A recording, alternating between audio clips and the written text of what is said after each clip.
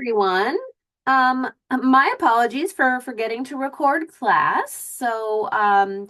Here is a video. It'll be, of course, condensed, which might be nice.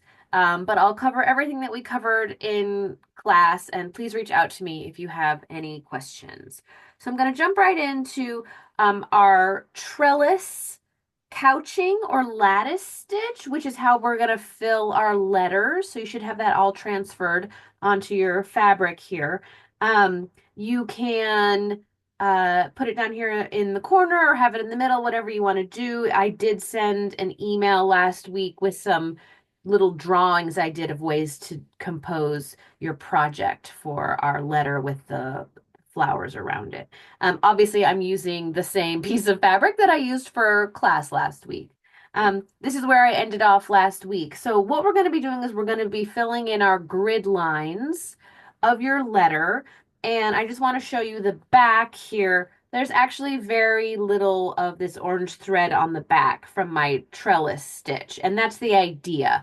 The idea is to cover all of your grid lines while making as little of a mess as possible on the back because we are going to be doing some more stuff in the letter and it's just much easier to do if it's clean on the back. So what I would recommend, I started here on my letter last week, right? I want you to start on a long straightaway. So, don't start on one of these little ones, although I guess you could, but anyway, start on a long straightaway, and you're going to just come up and go down and just jump to the closest place. So I'm going to start over here. I'm just going to start in the middle.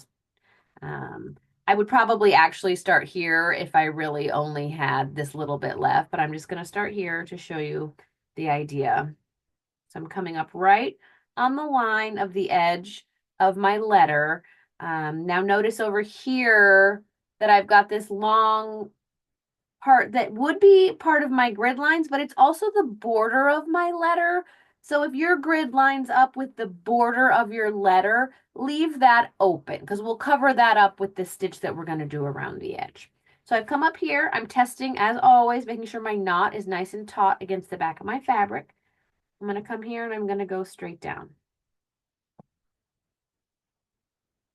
Okay. Now, I, of course, am going to jump to something close. I'm going to jump here because I don't want to, right, I'm going to jump right here instead of going all the way across here. Because again, trying to make the neatest back possible. I'm going to come up here.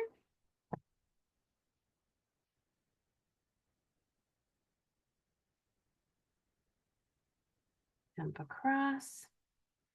Okay, so now I could come up here because that's going to be close on the back, or I could come down here. I'm going to do this one.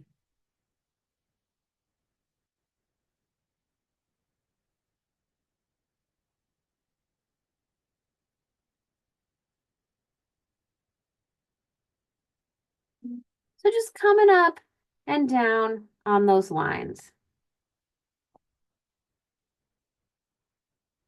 This one's really close. That's nice.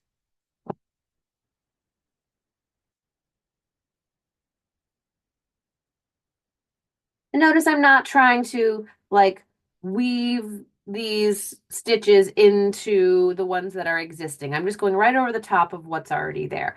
All right, now I'm in a weird place, right? Because I have this one line up here left over that I need to take care of.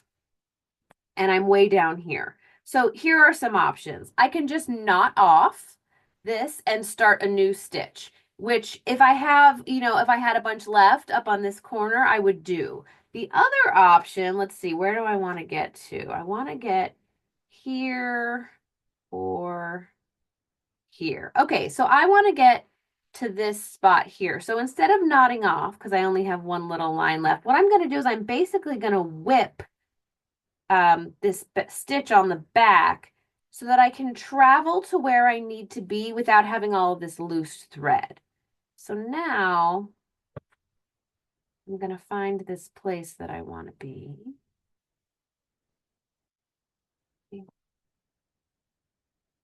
You can see on the back, this is still nice and neat because I did that little whipping technique.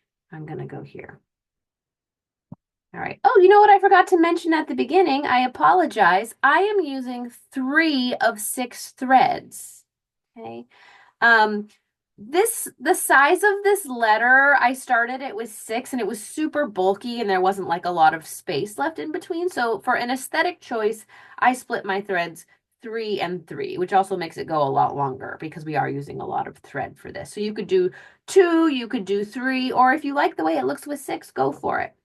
So I have now covered all of my grid lines. Okay. So now, because I don't really have like a close stitch to knot off on, I'm just going to do this little cheat method here. Not really cheating. And I'm going to cut that thread, split these, and then I'm just going to tie a knot here like I tie my shoe.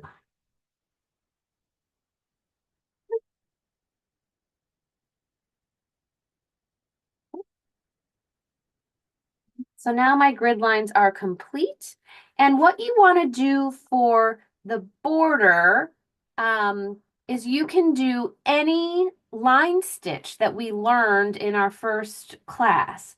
I can show you over here that I did, uh, it's hard to tell in the video, but I just did a teeny tiny back stitch. Okay, I just did half of it. And then so I did the back stitch in this sort of rusty color, and then I whipped it in green, which I know it's hard to see. It's not really bright enough. But I did this tiny back stitch because it was easy to navigate around where my grid lines touched the border. So I could do like a short stitch, a little short stitch here to come in right before this grid line, and then I could make it a longer one to jump over it. So that was a really easy way to navigate around the stuff going on the back. And then I whipped it to just sort of hide the unevenness of my back stitches, and it looks really cute. But you can do any stitch you want for that. You can try a chain stitch if you want, stem stitch. Um, yeah, have fun with it. Now I'm going to talk about how to do these little tacking lines for the trellis stitch.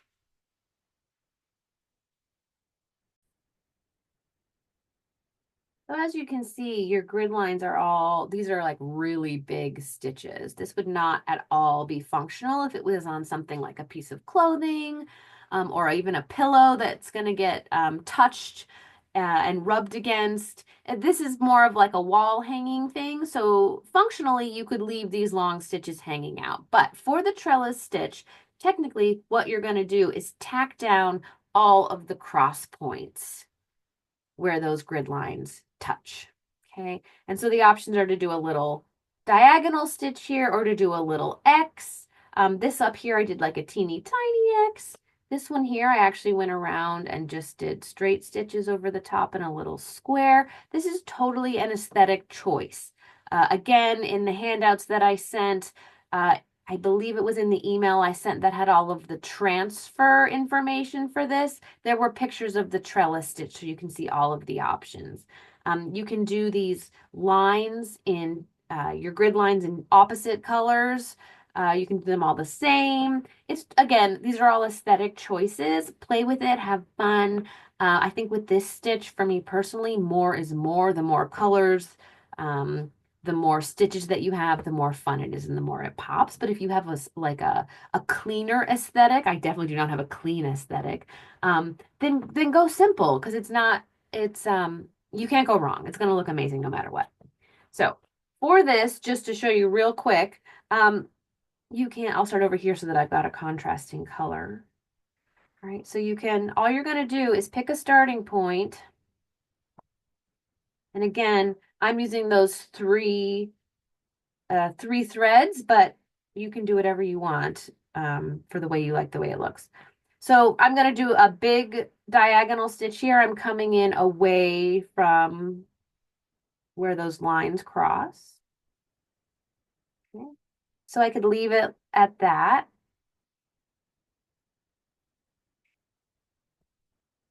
And then I'm just going to work my way. I personally think that it looks nice if you have all the same visually. So if I was just going to do a cross point, I would have them all going the same direction. But I don't know, you could have them sort of be like a chevron that crosses like this.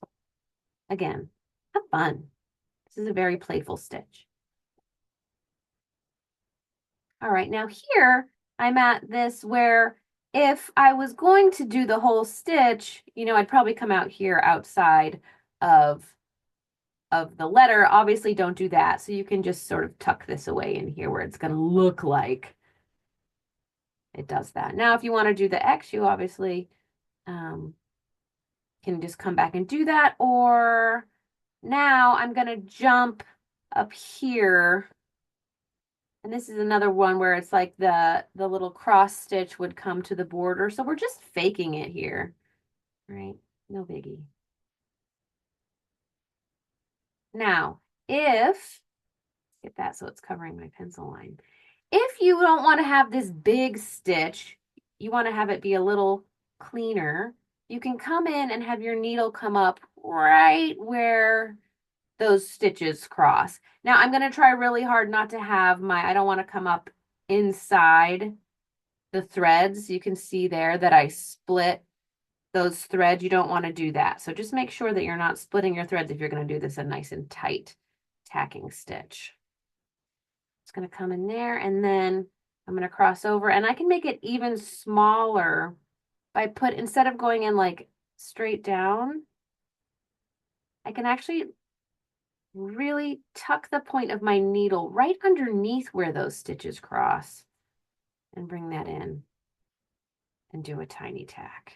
Okay, so it can be as small as that, or you can come back. Oh, look, I split. Look what I did. I can see that I split these threads when I came back in. So just keep an eye on that. I'm not going to go ahead. I'm not going to correct that for the sake of the video, but if I were working on my real piece, I would absolutely pull that out and fix that. I mean, nice and tight. Oops. One of the examples in the handout that I sent, someone had put French knots in the middle, like a little French knot in the middle of each grid was really cute, or a French knot in each corner. So this is a really fun one to play with. But you're going to want to tack down functionally, traditionally, you would tack down every single cross point. If you don't want to do that for this one because it's going to hang on the wall, that's fine.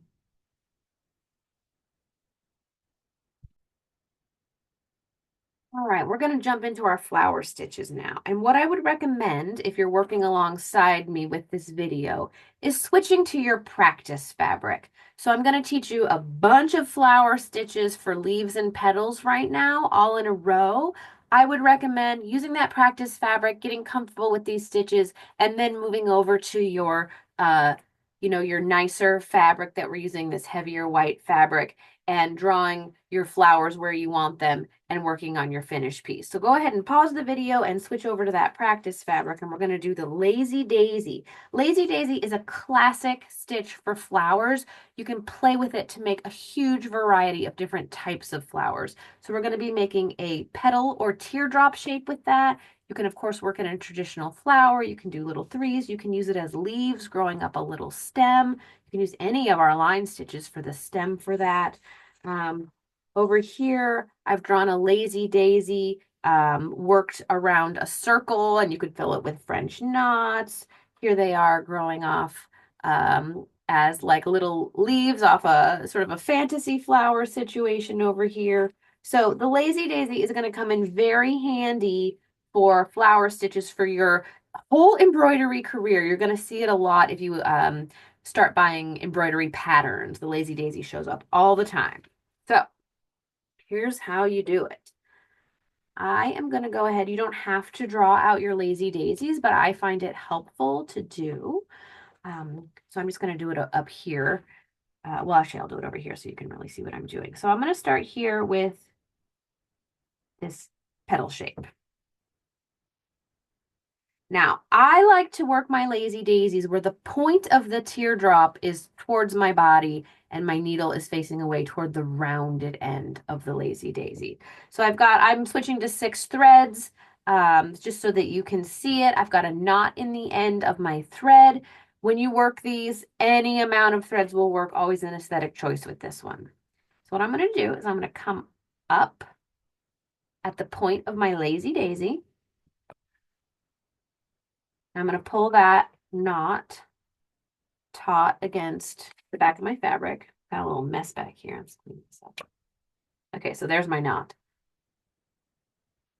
Now, what I'm going to do is I'm going to go back down in the same hole that I came up or right next to it. Again, some fabrics work better than others for going down in the same hole, but I want to keep this really, really close. Okay, now I'm not going to pull this tight. For one thing, if I pulled this tight and I went in the same hole, I would just pull my thread out. But what I'm going to do is I'm going to flip this loop up over and around my petal shape. Oops. Okay. And then I'm going to come up here at the top of the rounded end.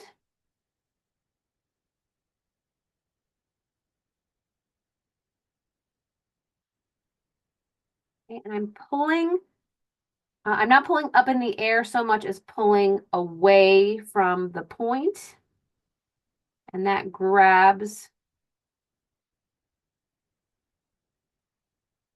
this loop.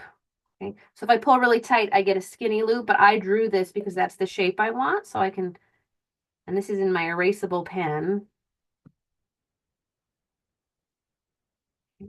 So that's the shape that I wanted. Now what I'm going to do is sort of like we did our tacking on the trellis stitch. I'm going to go in here. I'm going to go in at a little angle because I want this to disappear as much as it can.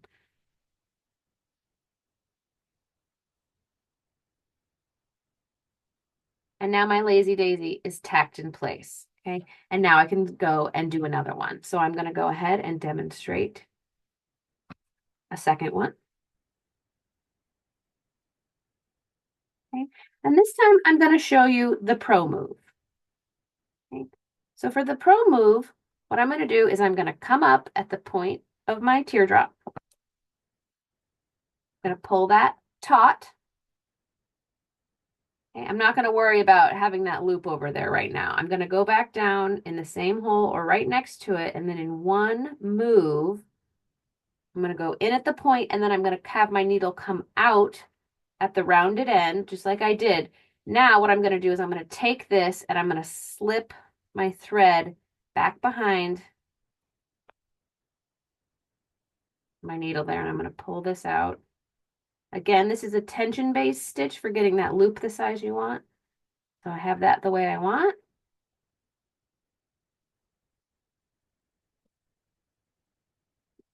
Cut my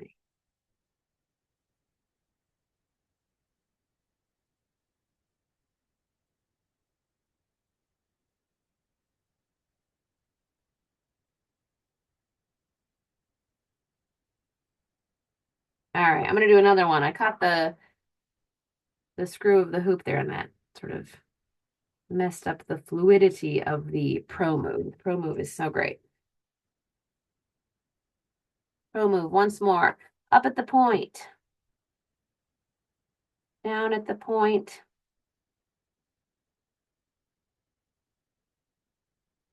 Up at the top. Slip the thread behind the needle.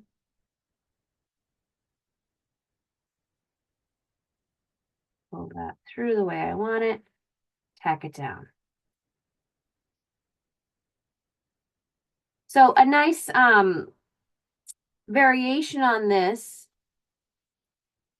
I'm going to do it without a drawing. Okay, down at the same place. There's my needle. I'm going to slip it behind. I'm going to do a nice tight one, get a skinny petal. And instead of trying to hide my tacking stitch, I'm actually going to have it be nice and long.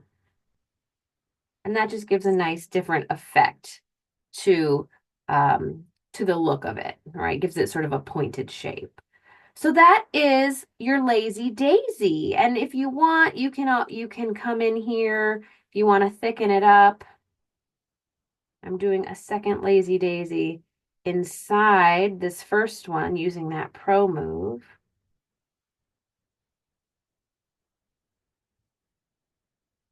You could do this in a different color, of course.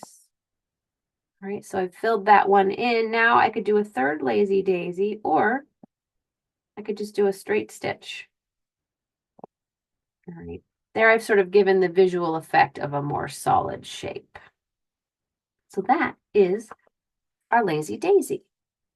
After the lazy daisy, we're going to move into a similar stitch, which is called the fly stitch. So instead of a closed teardrop, we're going to get an open U or an open V, and that again is going to depend on how tight you pull your thread.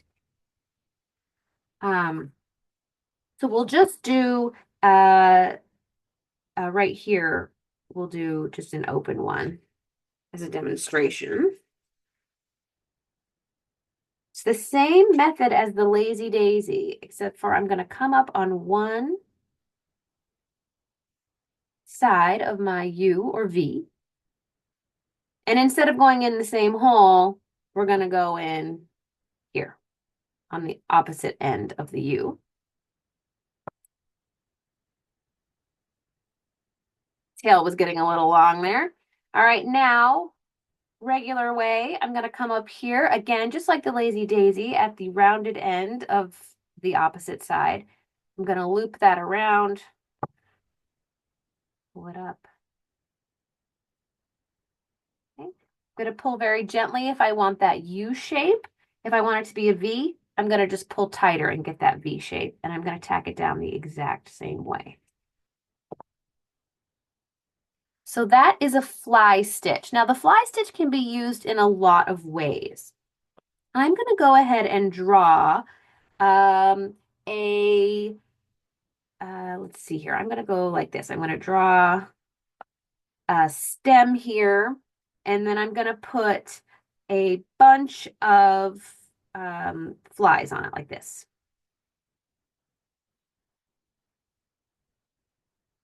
Okay.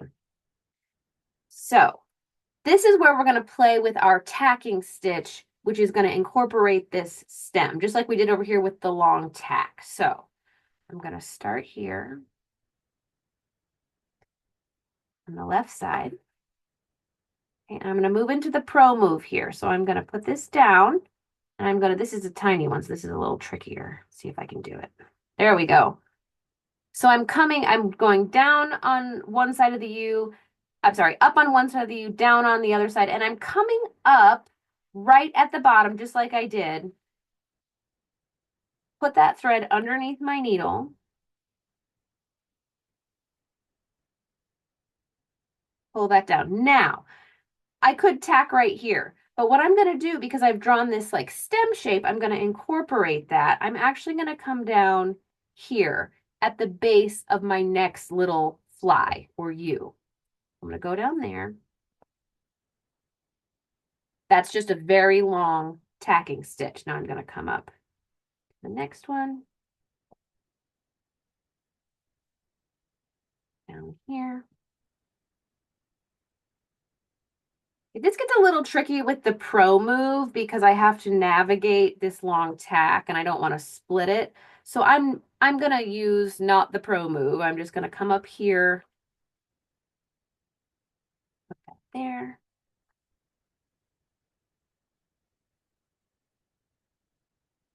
Okay. And again, I'm going to go down at the base of the next fly. I'm going to do one more for you. Up, down,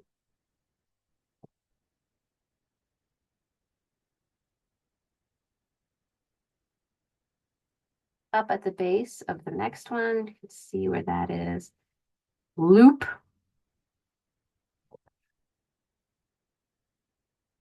Okay. And then down at the base of the next stitch. Okay. So that's a really fun way to get this sort of long stem effect. Now I'm going to show you one more way to do what we just did, but you're going to stack those stitches on top of each other. And this is a really fun way to make either a filled petal or a filled leaf shape. So let's do a big petal slash leaf shape here. Okay, and we're going to do sort of a really tight fly stitch for that. And what I mean by that is that we're going to fill this with flies that are sitting right on top of each other. Now, the only thing that's different about this is because I'm starting this at a little point, I need to start with a straight stitch. Okay. So when you're going to use this method to fill with the fly, you're going to start with a straight stitch. Now, this needs to be done in a symmetrical shape because we're going to work from side to side. So this, let's see here. Do I have a drawing of this? I don't think so. So this is good for filling with the fly stitch. This is not good. Okay, this is not going to work. So it needs to be able to have a line drawn down the center in order to have this work. Here we go. Switch thread. I was running out. I'm going to start at the point. Check my knot. Looks good. And I'm just going to do one straight stitch over that little line that I drew. Now I can start my flies. So my U shape is the first one is going to start right here on one side of my straight stitch. And it's going to go down on the other side of my straight stitch. So you can see that my U is going to be like this, little tiny U. Come up here, right at the end of that straight stitch, really close. I'm actually going to move a little closer. There we go. Okay. Loop goes over the needle. Oops.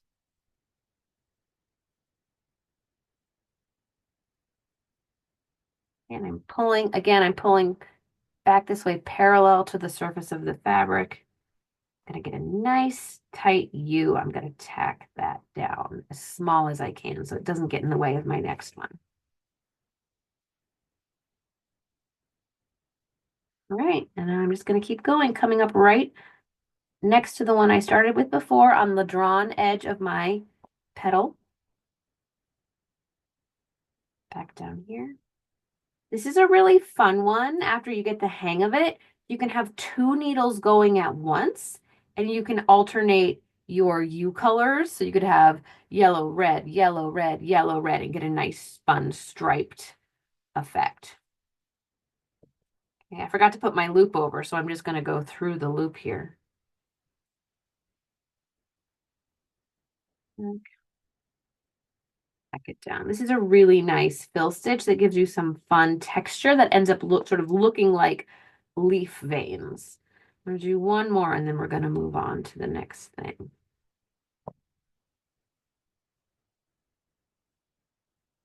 You can try this with the pro move. When I'm stacking them this close, I find it easier to aim if I don't use the pro move.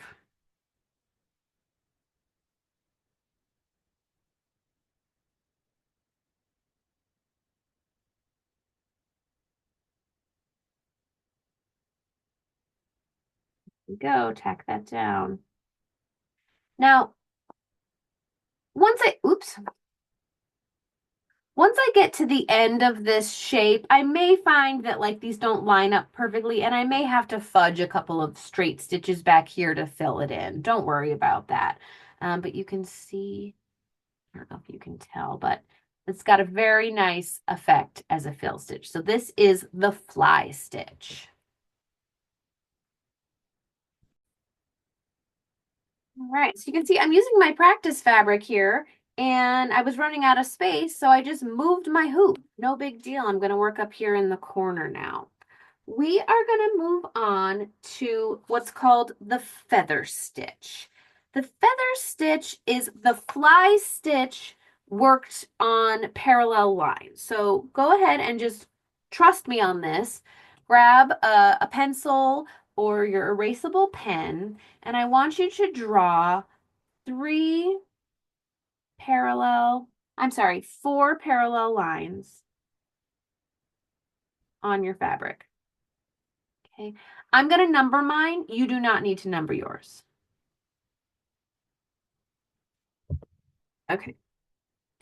These are pretty big. You could work much closer together, but once you get going, you'll see how this affects the aesthetics of this stitch. So this is the feather stitch.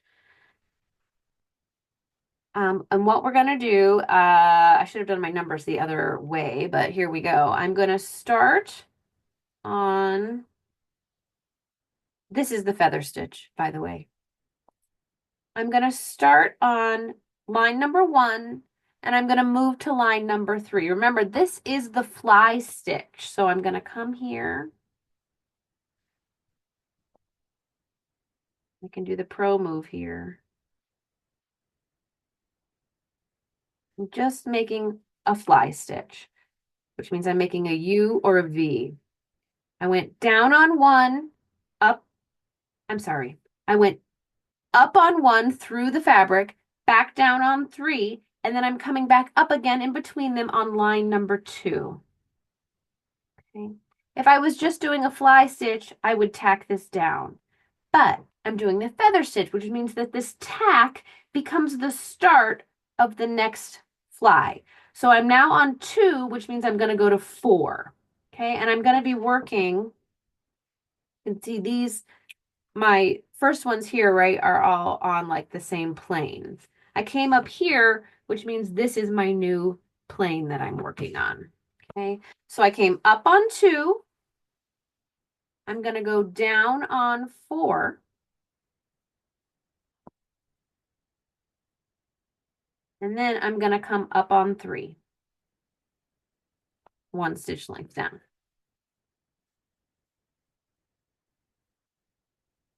Okay. So now I came up on 3. I'm back on my odd number. So I came up on 3. I'm going to go back down on 1 on that same parallel plane.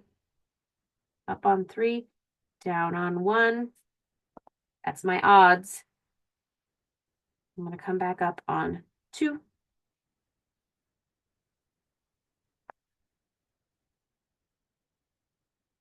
Okay.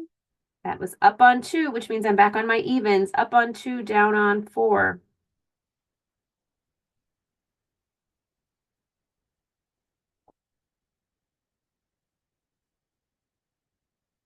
Back up on 3.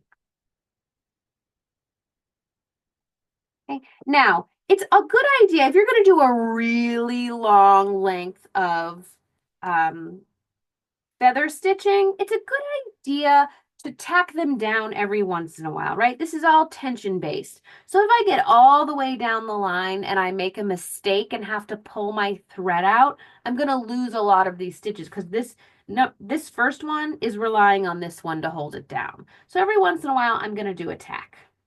Okay. I'm going to tack that down, and I'm going to knot off to be extra safe.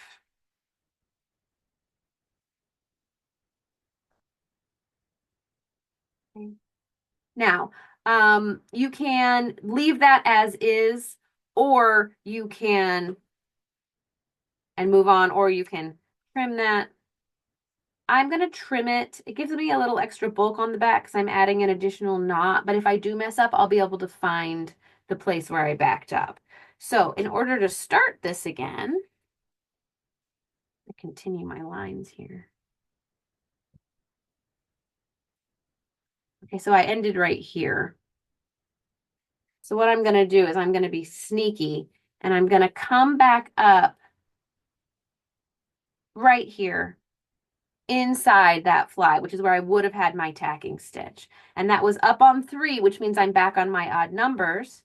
So I'm going to come over up on 3, down on 1, and then my tacking stitch is going to come back up on 2, and I can just carry on my merry way and do as many of these as I want. Okay, but we're going to end this demonstration here, so I'm going to go ahead and tack this down. Now, like, if I want to have it end with like there's a stem here, I can end it down here, or I can do a little one, or I can just have an invisible tack. Okay, now the fun thing about this one is you can do this on as many lines as you want. So here, Here's a drawing of one done on 5 lines instead of 4. So that's 1 to 3, and then I would tack on 2, 1 to 3, 2 to 4, 3 to 5. And then I'm going to move back the other way. So onto my evens, 4 to 2, 3 to 1. And then I'm going to move back. So you're just back and forth, back and forth, and back and forth. I've never tried it with more than 6. I have done 6. You could do 10 if you wanted to and just cover the whole thing. In the example sheet that I sent out with all the pictures of the stitches, this stitch gets used a lot for coral, for underwater scenes, which is really pretty. But here's one drawing I did, where here's my feather, and then I put little leaves on it, and then I did the pistil stitch here, which I'm about to teach you. Here's another feather stitch in a V shape with a long tack at the bottom that I put little lazy daisies on.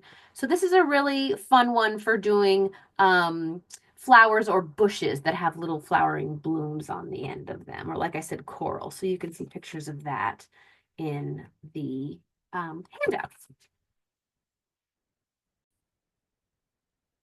The last stitch that I'm going to show you today is the pistil stitch, which you already know how to do because it's just a French knot with a tail on it. So here's an example from class of our pistil stitch. And you can draw one on here if you want. We'll do it down here to conserve space. I'll do a three pistil pistil stitch. Okay, so I have my threads and I've got my knot in the end. What I'm going to do is I'm going to come up here at the base, so at the end of the tail. And like I said, this is just a French knot. So if I was doing a French knot, I would start my wraps here and go down in the same place. But the pistil stitch, you're going to come down where you want the little ball to be. So it's the same method though. So if you don't remember the French knot, what you do is you hold your needle parallel to the surface of your fabric, okay, like pretty close to it, no more than 1/4 of an inch off the surface. And I'm going to do, you want to do at least 1, 2 wraps of that stitch around your, or of the thread around your needle, okay? And then for this one, you're going to put the needle down in your dot where you want the ball to be. Same as the French knot. I'm going to hold with my left hand, I'm right-handed. I'm going to hold the wraps taut and push my needle into the fabric. Once the eye of my needle gets into those wraps, I'm usually safe to let go. I'm going to reach behind and pull that through. And let's see how I did. All right. A lovely little pistil. You can see it over here. This one is a little bit loose that I did before. The longer your tail gets, the trickier it is to keep it taut. These pistil stitches also are going to rely on each other to stay put. So you could knot off on the back here at the end of each one so that this pistil is safe and secure. I am going to throw caution to the wind and move on to my next one. Just going to do a couple of these so you can see it without having to rewind the video. All right, here I go. 1, 2, I'm going to go for 3 this time. 3 to get a bigger ball on the end of my pistil. Push that in. Eye of my needle is embedded in the wraps. Reach through and pull.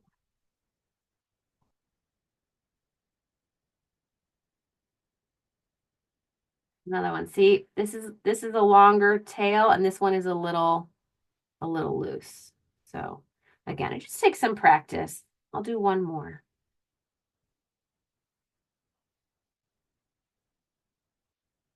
One, 2, 3 into the fabric.